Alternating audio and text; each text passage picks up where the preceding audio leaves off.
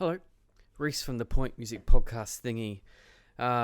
Just about to wrap up the year's worth of podcasts. I might have one or two up my sleeve left to go, but this one was a long time coming. I get to actually spend some time with Jaden and India from Reckless Coast. I've done a few gigs with these guys when they were basically called Rude Rum back in the day. Anyway, they got a new song out called Bad Habits. Full retro rock goodness. So we talk about that. We talk about the EP coming up, and then we just banter on about some random shit, which is what we do on this podcast. Really enjoyed the time spent with those two. So, ladies and gentlemen, people of all sorts do enjoy this chat with India and Jaden from Reckless Coast. Just too good. We should have our own podcast. Ladies and gentlemen, India and Jaden from Reckless Coast. Back from the disabled section, Jaden from the Foo Fighters. He had a fun time. How was it? Was it really good? I think that was my third time seeing them, so that was great. They played for 3 hours. Yeah, well, they did the same. I Insane. saw them in 2015 at Suncorp, and that was with Yeah, Rise me Against too. the Border. Yeah, and that was epic. And they did 3 hours. Yeah. And Wow. Yeah, I hardly remember that one. I saw them 2018, and that was 3 hours. I'm pretty sure that was summer because we were standing and just sweating. yuck. So, yeah, it was good. Dave Grohl, he knows how to do it. Oh, yeah. Yeah, they didn't Love lose it. like a single drop of energy too. Like that whole 3 hours, like it's just the same. It's like he wasn't even like Yeah. tired by the end of it. And Josh Freese was still Yeah. drumming for him, right? Yeah, he was insane. Yeah. He was actually, I expected him to be good with like who he's previously worked with, but that he like won the crowd over. Yeah, Yeah, he's a beast, man. Like in listen to his stuff on the first A Perfect Circle record, and Nine Inch Nails is a million miles. Yeah. A million miles. Yeah. Yeah. Fantastic drama. Anyway, we're supposed to be talking about your release, not fucking Foo Fighters. Congrats on Bad Habits. It's a great track. Yeah. As you saw from the review I did this morning, and I dug it. I dug it a lot. You guys have just found this little niche in the world of retro rock, and there's only a few bands in Australia that are actually doing this sort of style. And the only one that sort of, I mean, they are bigger than you guys, and unequivocally, is the Southern Rhythm Band. You got- yeah. have Yeah, I you love them. have you seen their campaign they're doing for the Triple J Hottest 100? No, not Oh, yet. I saw he posted some video, but I missed it. You need to see that shit. You guys should do the same thing. Basically, Okay, sweet. it was a very, very cool campaign, but they're very, very much tongue in cheek. Anyway, let's talk about Bad Habits. Yeah, I've actually lost my train of thought because I'm just thinking about Josh Freese drumming. I'm still thinking of Dave Grohl. It's fine. We all think about Dave Grohl at times. Okay, so Still thinking about the walk from Suncorp. you're thinking about the what? The walk from Suncorp in crutches. Oh. Yeah. We'll talk about your foot. We all know about your foot, Jane. We'll talk about that in a minute. Though. Yeah. How long are you going to milk that one for? That's the question, though. Oh, as long as I can, mate. Gonna make something out of this. All right, so Bad Habits is basically the first taste for you guys, because you guys released 2 singles this year, but I'm assuming Gossip isn't going to be on this EP that you're bringing out next year, right? Yeah, no, that's a sort of separate. It's not era for Eclipse Coast, but like yeah, it didn't really fit in with the EP, so we're like, no, we'll keep that separated. And then yeah, the other tunes we're gonna release, so yeah, they're more in line with everything that we're playing currently. So yeah. So, Yeah. what are we aiming for with this whole sort of stack? I mean, Gossip had a shitload of swagger in it, but this one here is, I mean, there is swagger in this one, but I think this one is a bit more honest. I think. It would probably be my best way of describing it. So, are we aiming this way for this EP? Yeah, I think so. Like for me, like yeah. So this EP has a lot more songs on it. I guess for a bit more like parts of like so obviously like I'm the lyricist obviously, Mm-hmm. so I know from like and like songwriter I guess. Um, from my point of view, most of them is like certain little aspects of my life. Each song is a different aspect of Mm. my life in the last few years. Like pretty much from the moment I met India. Actually, this is funny. Actually, India, I haven't told you this. Ooh. Each song has a sort of like chapter of my life since I guess we became a band together. I guess since we came on board, so like a few chapters since then. So Oh, each song is a different part of that and a different like emotion I felt in those last few years. And then yeah, gossip was its own thing, I think. So that was just I think that was just like us having fun. Like, hey, Mm. like I love like actually no, bugger it. Me and India love like Guns N' Roses. Same with Jono to an extent, I guess. I think we are just having a bunch of like 80s rock and roll fun with that track. yeah. So Yeah. that was cool to be its own standalone track. And the EP, there's a bunch of different stuff. We're definitely tapping more into our coastal rock elements on that one. Mm. And there's definitely the songs itself. Each one has a different meaning, but it's a lot more like looking into the actual like morals of certain things. I don't want to say too much, but yeah, there's a bit more of a story behind each song, if that makes sense. So it sounds to me that India was key to all this. Yeah, Yeah, India, the whole thing, mate. you're so welcome. It's all about you, India. It is. I just had to like bring a certain vibe, and he was just like inspired. Hey, nice girl, bro. The bass player is key. It's always the trick, isn't it? That's it, exactly. Oh, I love that. Yeah, but yeah, all these songs was written since that sort of period. So that's yeah, I think that's what makes it cool. So is it It's like basically? it's yeah, this sorry. I was going to say, is it does this follow in the same line? Is there any sort of like any standout sort of track in this EP coming out? Is it all basically sort of like very cohesive and It's pretty. Yeah.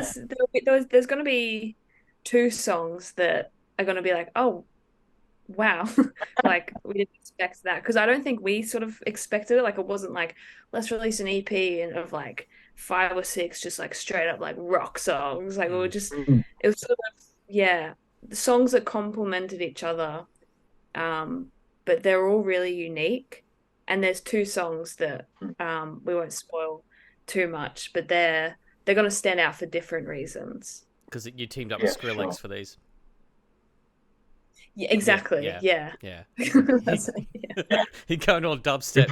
We put like an EDM track right in the middle of the entire EP. It's Why really not? just like hard, like German rave, like techno music, Just do the warehouse stupid rave. giggy shit and do like a remix album like I did for Mules, just because for the fuck of it. Because why not? Yeah, Korn did it. Yeah, we can. Exactly. That makes sense. So how long is this? How long has this EP been in the works for? Then? Yeah, A year. I was like, we wanted to have it out this year, but there was a few things we still wanted to perfect. We didn't really want to rush it. Mm. Um, so yeah, we just want to perfect it a little bit. This is the first proper snapshot for a while we've done. Like we've been doing singles for a while now, Yeah. but this is the first EP we've done for a few years. Like do we? Oh, I don't really even class the first EP we did because India wasn't even in the band at that point. Jono wasn't definitely nowhere near in the band at that point. It's pretty much like the first EP, and that was back in Rude Rum days. That was Yeah. like a demo EP, if that makes sense. Yep. This is the first proper EP we've done, and we just want to make sure it's right.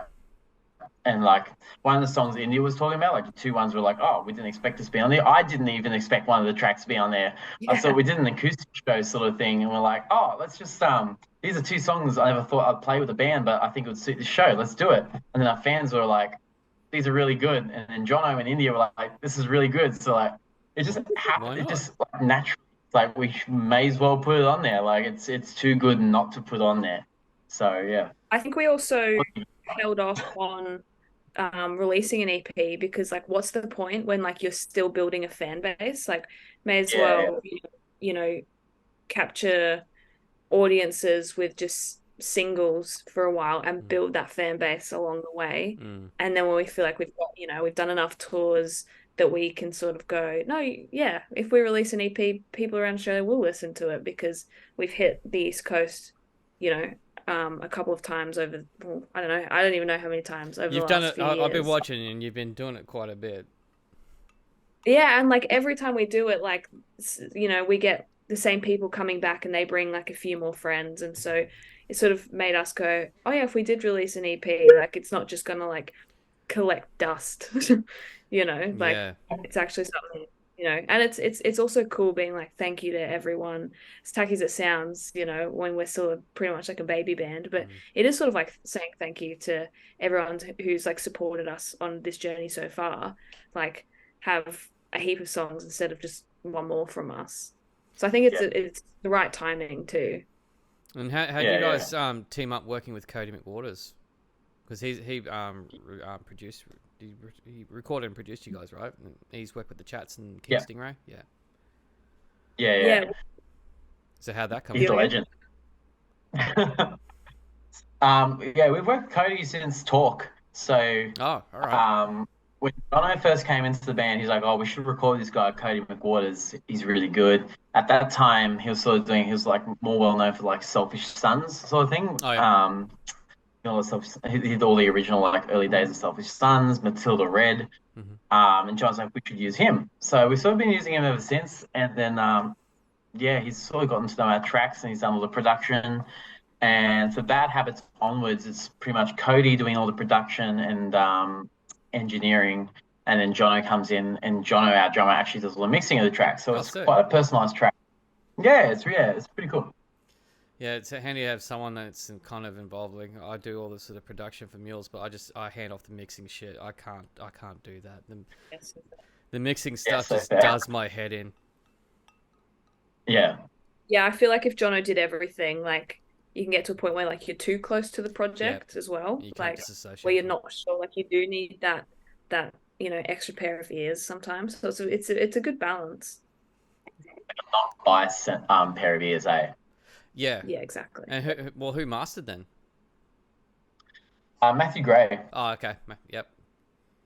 Yeah, classic. Yeah, we've been using him since there's like two go-tos in Queensland most of the time. It's usually Matthew Gray or Paul Blakey. Yeah, I've heard that name, I think. Yeah, I've used Paul a lot, and he's 12th and Vine, so he's on Broadbeach, whereas Matt Gray's in Brisbane. But yeah, they're both got amazing ears.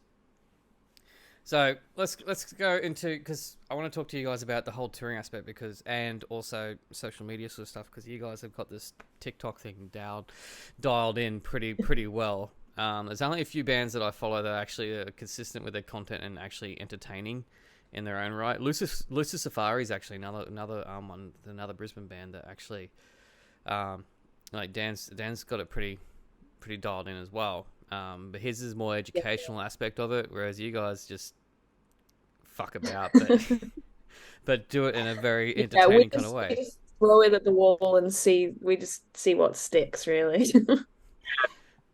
Yeah, the touring one you guys did with the Maccas, was it the Maccas run or the Hungry Jacks run? There was one there a little while ago. Yeah, like 3 a.m, like nothing's open. Yeah, that was like genuine. Like we had our friend Tiani who runs Reiko Records with us, and she was just filming us. Like they were like genuine exhausted reactions. Like we're like, oh, let's make a TikTok. We kind of just like film things and then go, oh, let's turn it into a TikTok. So how important do you think that stuff is, though? Hey? How important do you think that stuff is for you guys? Unfortunately, I think it is pretty important in this day and age.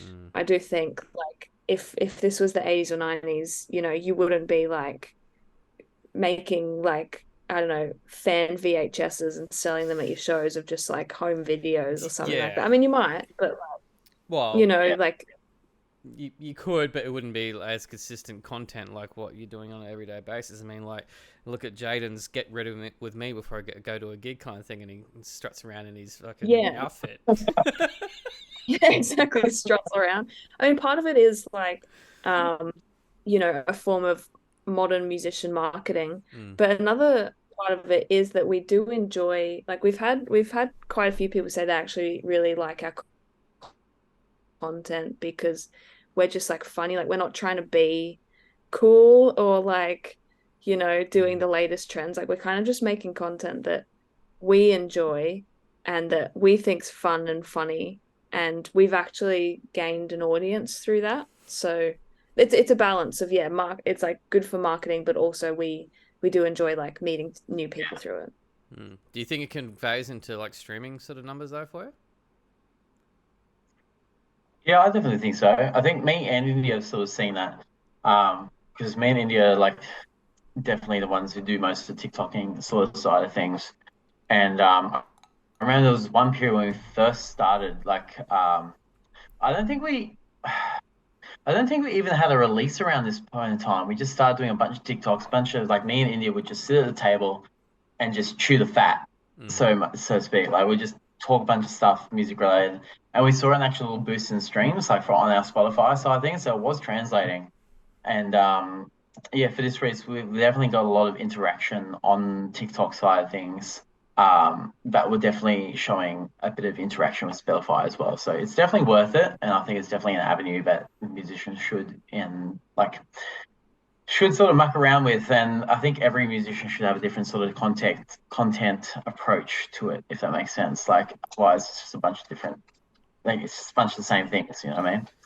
It's a fairly contentious sort of subject because if you look at that survey that came out that Gyrostream put out, I don't know if you saw they surveyed 340 independent artists, and it was something like a staggering 85% of artists said they can't make a living from music, which was like for me it's like duh, but a big chunk of it was also the frustration with having to become their own manager, their own promotional, their own social media and marketing, and not being able to focus purely and solely on being the artist.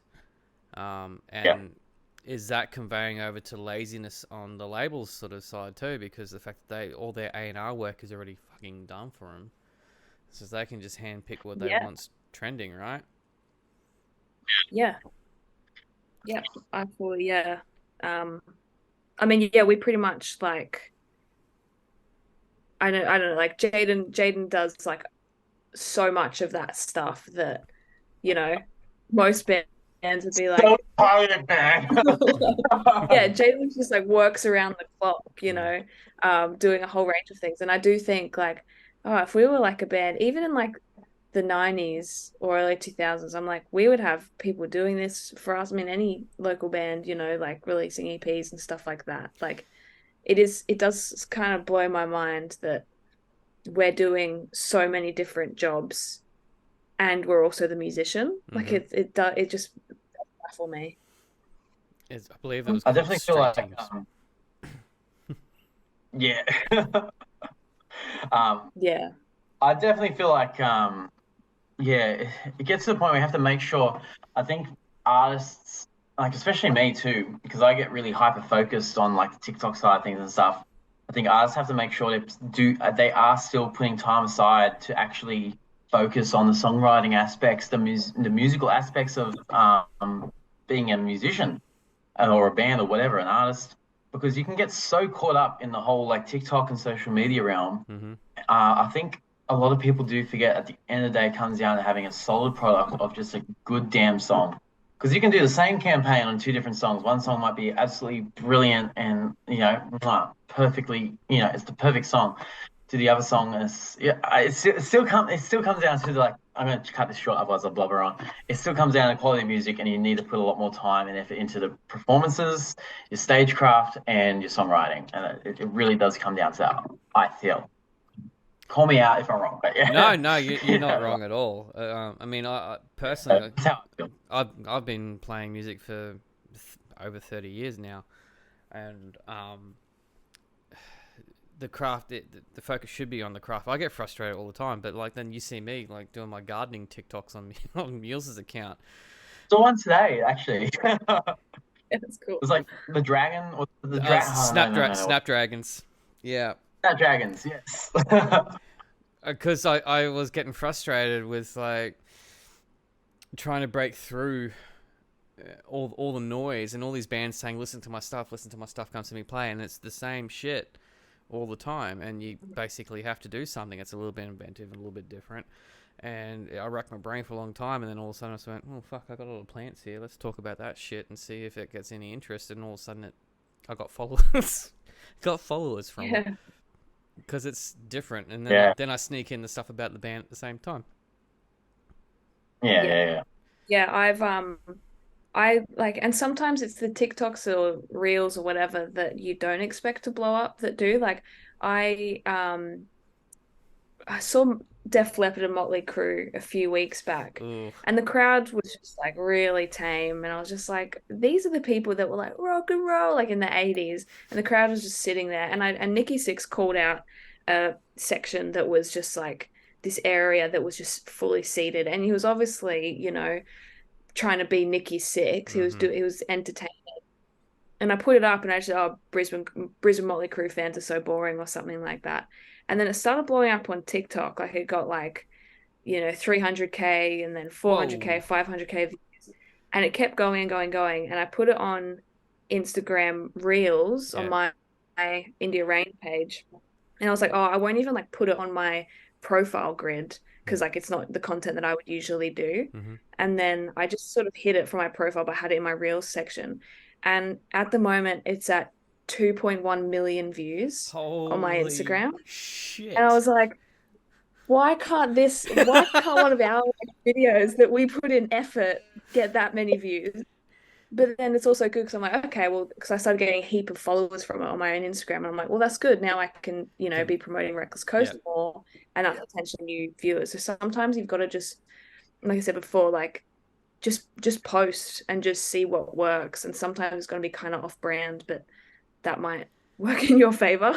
2.1 million views just because you put on the oh my god, Def Leppard, Motley Crue, Brisbane crowd, so lame. I mean, to be fair, if they're my age or older, they want to be sitting down because it's too fucking tiring to stand up and watch that 3 hours of that shit. Exactly. I mean, I was like way up the backs, and like I kind of had no choice but to sit because people were sitting behind me. But I was like bouncing in my chair. I was like, if you have to sit, like at least show enthusiasm, you know? Like I was standing up and clapping, and then I'd sit back down. Yeah, that's a fair call. Yeah, but okay, so how bad was Vince Neil? Oh, terrible. It's one of the reasons I would never see them play, man. Yeah. I know, the whole Kista Maha video. That's what he was doing. Yeah. No, I can't. I imagine Def Leppard would have been amazing, though. Amazing. They were so good. Like, and that's who we were there to see. I've seen Motley Crue before. Yeah. But yeah, definitely iconic. Holy crap. I'd love to see John Five Motley Crue, to be honest. I would have loved to see John Five's take on Motley Crue songs, because John Five as a guitarist is out of this world. That man is insane. Agreed. Yeah, he did bring a new flavor for sure. Yeah. Well, I've never seen a guitarist just nail so many different style genres. Like I've seen videos of him doing like, you know, chicken picking all the way to like obviously Motley Crue songs or whatever, and he just nails everyone. It's insane. He's insane. Yeah. I mean, all credit due to Mick Mars and that, but I'm surprised he's still actually fucking playing the amount of stuff that he's basically his body's just turned into concrete. But and then this amount of saltiness he has. But man, that if I was going to see like Motley Crue, John Five would have been the only reason for it. I mean, I couldn't give a shit about Nikki Sixx, and honestly, I don't care about Tommy Lee either. Yeah, no, that was right. But okay, so this brings me to the next one. What is your take on the whole rock and roll is dead? You go first, Jay. I was going to say, I think that whole quote and that whole idea is based on the bands that are currently producing the rock genre of music. I think people look at bands that are producing that sort of era rock and roll sort of stuff, and it's really cliche. It's really something that's already happened, especially lyrically. That's my biggest pet peeve. Like lyrically, and even the riffs in themselves are very like same old. Mm-hmm. I think it's just freshening up. Like I think the best way I can describe it, look at Måneskin. Yeah. they're nailing it. I've heard like that's my personal opinion. I think they're nailing it. It's something fresh. You listen to shit and it's like, oh yeah, cool. You know, I can tell they've been listening to old school music, but I'm listening to this song and it's like, I can't place this. This was never a band that already existed. I think we need more of those sort of bands in the rock genre to make it fresh, contemporary, and not cliched.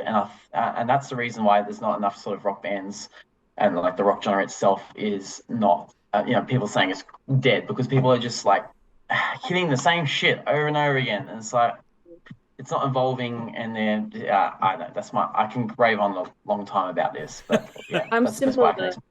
I'm similar in the sense of like I don't think rock and roll is dead. I think rock and roll as we used to know it is dead. Mm. Like because if you think of if a popular rock band that's popular now was like strung out on heroin and was just sleazy, they would be immediately people would just be like, "That's really bad. They're I don't want to like." cancelled straight away. Yeah.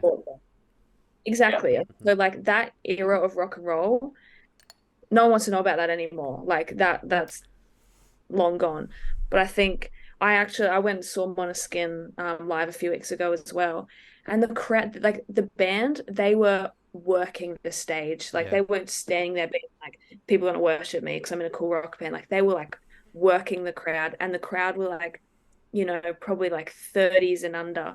And the crowd was like hungry for it as well. Like there was like young people, they looked like freshly 18, and they were like in the pit, and not in this aggressive way. Like they're actually like bouncing around, and you saw arms in the air. And that was like so refreshing after, because like I've, seen a heap of shows lately because they all came to Australia at the same time. It's like Paul McCartney, Motley and Def Leppard, saw Limp Bizkit. I can't remember who else. Saw Paramore as well.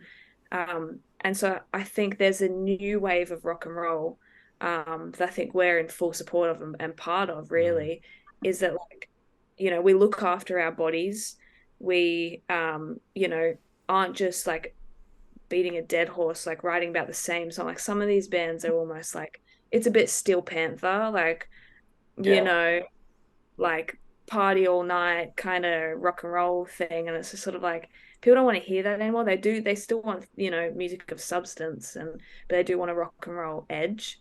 So I think rock and roll's like evolved into something different. And even Dave Grohl last night, he said something like Australia. What did he say, Jaden? He was like, Australia has the Most young rock fans or something. Yeah, but like our rock and roll fan base is the most strongest. So it's not something along those lines. Like everyone at the front of the stage was like, there's a decent mix of demographic. It wasn't just like, he was saying like, oh, my era, like people that look like me and all that. It was like people younger than like, our age or younger than us. There's also the people older. There's like there was a wide variety of age groups right up at the front, loving Foo Fighters. Yeah. And coming back to what you just said, actually, India, I reckon it's for that reason. It's because Foo Fighters aren't really like they're not writing lyrics that are like, I hate saying this, I hate this saying this, but like sex, drugs, and rock and roll. They're not writing about that. They're writing about their songs have emotion. Back there's emotional backbone to Foo Fighters songs that everyone connects to, and it's not about the same old that whole genre is about. And people of all walks of life connect to that, and they stick with that. So I think that's like half the reason. Going back to what Indy was saying before. Anyway, My yeah, thought on the whole rock and roll is dead thing is mainly because of the fact that rap and hip hop itself has become the predominant genre that's listened Yeah. to streaming wise, right? That's basically what it is. Rock has basically gone back underground, and Yes. a lot of this quotation about rock and roll being dead and that a lot of the time I think is more relevant to the American soundscape and how because the whole world, whole Western world is basically heavily influenced by what's happening in the American industry a lot of the time. If you look on the live circuit, rock and roll is well and truly alive in Australia, and we've always had that heavy sort of like pub music mentality and content, and there's always going to be those kind of bands getting around. It just goes in cycles. It's just the way of all things. It's a. I always get really upset about when someone brings it up. If something like maybe Triple J is responsible for that kind of attitude. Fuck, I don't know. I mean, I'm staying right out of the whole like, oh, Kingsmill's left and everyone's going Yahoo, and some people saying, oh, he's done a great thing. I was from the era where he was a little bit gatekeeperish in a sense in the Australian music industry, and it could be to blame for that kind of rock and roll's dead sort of attitude. I don't know, but you guys are fucking swinging it, so cheers to you. Oh, thank you. Yeah, there's plenty of rock bands of like substance, and that's not to like, you know, toot our own horns or anything, but like I think that is something that I am seeing, and it does give me a bit of fuel, and it does sort of inspire me more to be like, oh, there are audiences and listeners and fans, and there's also bands that, you know, are having these conversations as well. So, and yeah, America definitely has a lot to do with it, but then again, like, you know, there was that big pop punk resurgence in America recently. And new metal's come back too. New metal, exactly. So I think there is a bit of a rock wave happening at the moment, and hopefully it just sticks around longer. Well, speaking of such, you guys played the Crusher Fest on the weekend. How was that? That was awesome. So is that proving that rock and roll isn't dead? Yeah, rock and roll's not dead. It's just got a broken foot. All right, we've got literally like about 6 minutes left. Jaden, how the fuck did you do it? How did you do it? This is an incredible story. I was sober as hell. So I like that to be on the record. I think that's good. I think it makes it worse, actually. It definitely makes it worse. I had two friends of mine, two workmates of mine. I haven't seen them for a while. I was really excited to see them. It was after our gig. We all went to Tomcat. I was like, oh my God, it's so good to see you, blah, blah. Long story short, one of them I picked up with my left arm, and the other I had picked up with my right. I was holding two of my friends up with a combined weight of about 150 extra kilos. I was walking around for fine, but then one of them was like, you should do a squat. And I was like, oh, okay. No. So I a bit, and then my foot gave way. And it's like, well, that's fair enough. What makes it funnier, though, is that Gossip, our own song, was playing in the background. So embarrassing. It's so bad. So, that's how I did this whole thing. It hasn't been great. I'm still in the moon boot. I'm literally still sitting here in a room like a moon boot. How are you doing? How are you doing your pedal changes and shit? Other foot with a scooter. So I sit on a scooter. I could go get it, but I couldn't be bothered. Very proud of it. I'm kneeling on a scooter with my broken foot, so it's healed. And then at Crusher Fest, I didn't really change too many pedals. I just added the pedals I needed for that song, and most of the overdrive textures I used for my volume pedal. Yeah. I didn't worry about delays, anything like that. It was just literally just overdrive, fuzz, and use my volume knob to control it all. And yeah, that way I could actually be standing up. Actually, someone at Crusher Fest literally said, I didn't realize you were like broken. I didn't realize you were actually like had a broken foot. I thought you were standing up. I'm like, okay, that's good. That's good news. Oh yeah, you covered that one. So I'm happy with that. It's kind of a Dave Grohl moment for you though, because like didn't he do that on one of the tours? He basically he fell off the stage and broke his leg. I was like, it's a bit of a meme to go to a Foo Fighters concert last night with a broken leg. Really. You're like, sign my boot. I'm not taking the piss, Dave. I swear I'm not. Yeah. Handing out fucking Foo Fighters sponsored broken feet. Literally. All right.